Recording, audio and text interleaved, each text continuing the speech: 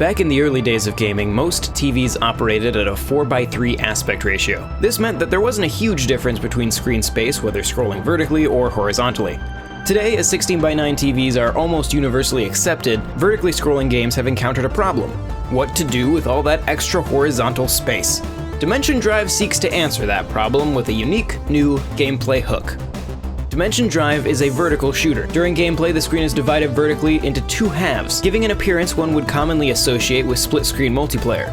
Each half of the screen features unique environmental and enemy hazards. Your ship, the Manticore, can shift at will between these two dimensions. While this is a very simple concept on paper, Dimension Drive manages to milk a large variety of gameplay concepts out of this one simple mechanic. You may choose to employ this ability to escape a heavy barrage of enemy fire.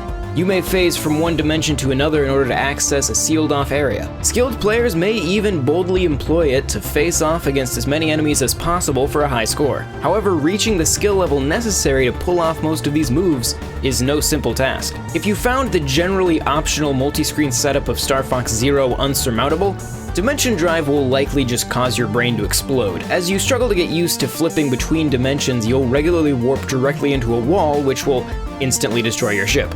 Your ship is represented in the dimension you are not currently occupying as a small red glow.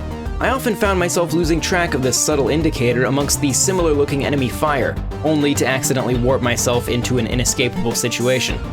Keeping track of your position on both screens in the midst of unending hazards is at times asking a bit too much.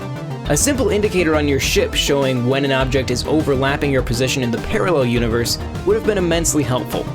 The challenge is by no means beyond conquering, but its setup makes a brilliant mechanic somewhat harder to fully appreciate.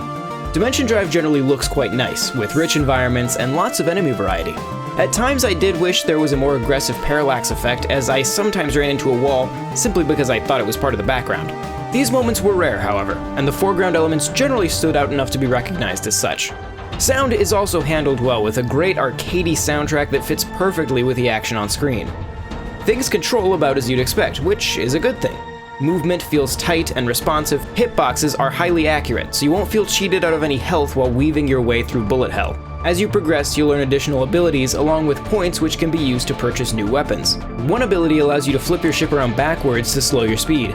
This leads to some very unique enemy encounters in which you'll have to quickly turn around to dispatch pursuing ships.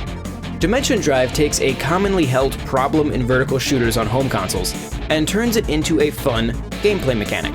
It takes a fair amount of getting used to, and at times, it becomes evident that there is definitely some room for improvement.